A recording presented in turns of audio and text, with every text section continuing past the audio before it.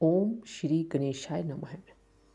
ओम नमः शिवाय। ओम ऐं ह्रीं क्लीं चामुंडाय विच्चे। आज हम शिव पुराण के अगले अध्याय में आपसे मिले हैं। सबसे पहले हम आप सभी के हृदय में विराजमान प्रभु को नमस्कार करते हैं। तो चलिए हम शिव पुराण का अगला अध्याय शुरू करते हैं। ब्रह्मा जी बोले, पूर्व काल में प्रयाग में बहुत सारे मुनि महान यज्ञ करने के लिए इकट्ठे हुए। उन्होंने अनेक शास्त्रों पर, ज्ञान कांड पर विचार किया। अपने गणों को लेकर शिवजी भी सती माता के साथ वहां पर आए। सब ने भक्ति पूर्वक शिवजी को प्रणाम करके उनकी स्तुति की।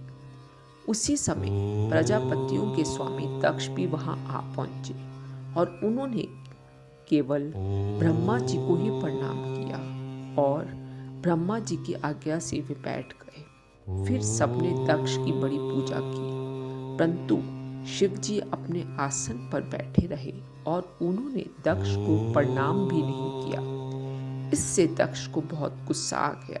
उन्होंने सभा के मध्य में सबको सुनाते हुए शिव जी को बहुत कुवाक्य बोले और बोला कि वह पाखंडी हैं, दुर्जन हैं, पापशील, ब्राह्मण निंदक, सर्वदा स्त्री में आसक्त रहने वाले हैं। संबंध में वो मेरे पुत्र होते हुए भी इन्होंने मुझे प्रणाम नहीं किया, अतः मैं इन्हें शाप देता हूँ। ब्राह्मणों और देवताओं, तुम भी सुनो, मैं इसे वही कृत करता हूँ।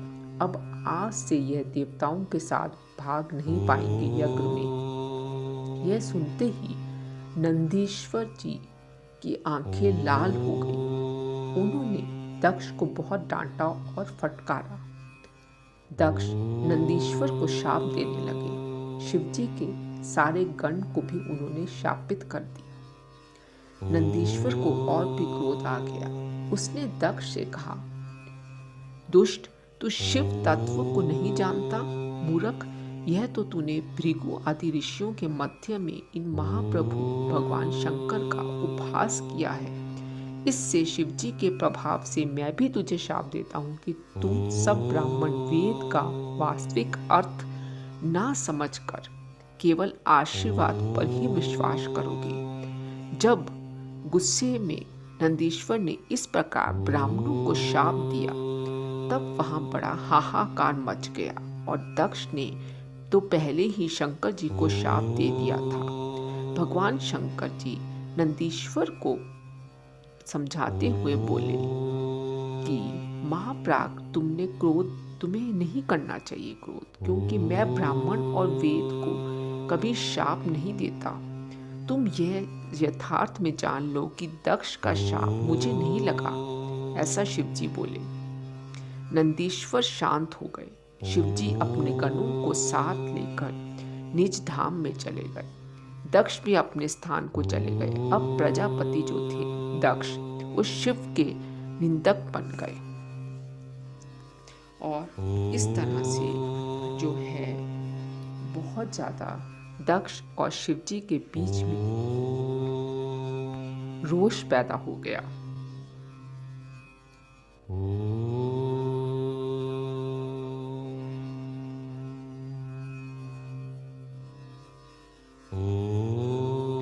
ब्रह्मा जी बोले, नारद, इसी बात को लेकर कनखल नामक तीर्थ में प्रजापति दक्ष ने एक बहुत ही बड़ा यज्ञ किया, जिसमें भृगु आदि तपस्वियों को ऋषिध्वज बनाया गया।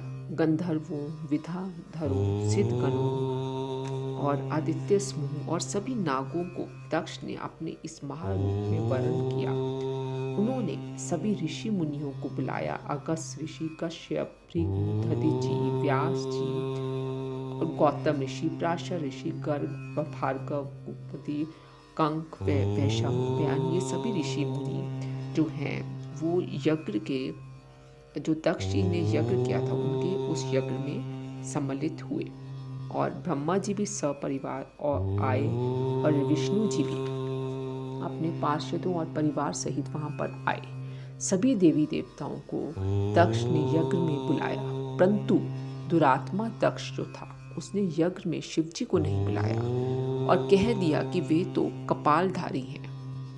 और ये भी बोला कि दक्ष ने अपनी प्रिय पुत्री सती को इसीलिए नहीं बुलाया क्योंकि वह कपाली की भार्या है, वो कपाली की स्त्री है। जब इस प्रकार यज्ञ आरंभ हुआ तब उसमें भगवान शंकर को ना आया देख के जो शिवजी के भक्त थे दधीची, उन्होंने सब देवताओं और ऋषियों से पूछा कि इस यज्ञ में भगवान शिव क्यों नहीं आए हैं। उस समय दधीची की ये वाक्य सुनकर मूर्ख बुद्धि दक्ष ने मुस्कुराकर कहा, देवताओं के मूल विष्णु जी तो आ गए हैं, फिर शिव जी की मुझे क्या आवश्यकता है। मैंने ब्रह्मा जी के कहने से उसे अपनी कन्या दे दी, नहीं तो उस अकुलीन माता पिता से रहित भूत प्रेतों के स्वामी आत्म अभिमानी मूर्ख स्तब्ध मौनी ईर्ष्या करने वाले को कौन पूछता है, वह इस कार्य के कदापि योग्य नहीं है। ऐसा दक्ष ने शिवजी के बारे में बोला और बोला कि इसीलिए मैंने उन्हें नहीं बुलाया। मेरे इस यज्ञ को तो आप सब लोग ही मिलकर सफल कर सकते हैं। दक्ष के ऐसा कहने पर दधीची जो शिव जी के भक्त थे, बहुत ही पक्के भक्त थे, उन्होंने सब मुनियों को सुनाते हुए कहा कि तुम चाहे जो मर्जी कहो, पर भगवान शंकर के बिना यह यज्ञ तो कभी पूरा हो ही नहीं सकता और इससे तुम नाश को भी प्राप्त होंगे। ऐसा कह दधीची ऋषि उस यज्ञ को अकेले ही निकल कर अपने आश्रम में चले गए। उन्होंने यज्ञ में हिस्सा नहीं लिया और जितने भी शिव भक्त थे वे भी दक्ष को ही शाप देकर अपने अपने आश्रम को चले गए और इससे दक्ष को कोई फर्क नहीं पड़ा, वो हंसने लगा। फिर उसने अन्य मुनियों से कहा कि शिव भक्त दधीची मेरे यज्ञ की सफलता नहीं चाहते थे, इसीलिए चले गए।